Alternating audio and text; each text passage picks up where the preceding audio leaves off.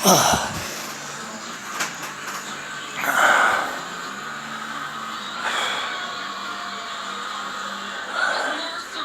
Performing with Vanilla Ice here tonight or your big meeting in New York yesterday?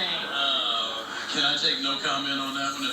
Hey, who is this? Performing here right now. Being with Vanilla Ice is always number one. Look, it's Vanilla twice.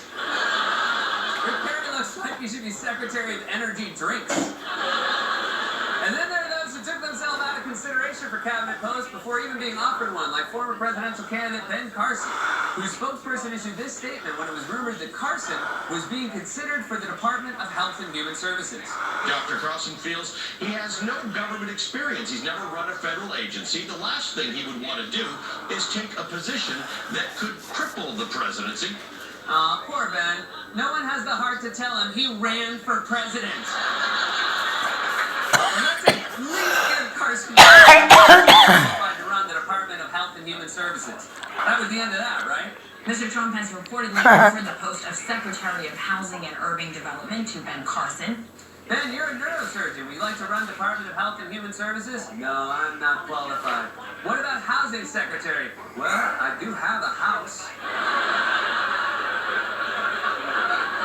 But while Trump continues to assemble a cabinet, he's also facing a barrage of questions over his foreign business ties and the conflicts of interest they could pose during his presidency. For example, Trump promised throughout the campaign to get tough on China, but a major Chinese bank currently pays for office space in Trump Tower, meaning that the President of the United States will be pocketing rent checks from a state-run megabank owned by the United States' largest military and economic rival. Now, to be fair to Trump, he might not have realized the bank is actually owned by China. What's the bank's name? The Bank of China! I thought it was the plate kind of China. You're like a bank for your plates. You deposit plates, and then if you had a dinner party, you would take out the number of plates for the guests you had. And then if you didn't have room for the plates in your house, at the end of the meal, you deposit the plates. I can't believe this. They're a Chinese bank. So we keep getting more reasons to worry that Trump could use his office to benefit himself, and yet, in spite of all this mounting evidence that Trump's sprawling business empire can pose a massive problem for his presidency, he continues to insist that everything is fine. Donald Trump told the New York Times, "The law is on my side. The president can't have a conflict of interest." The president can't have a conflict of interest.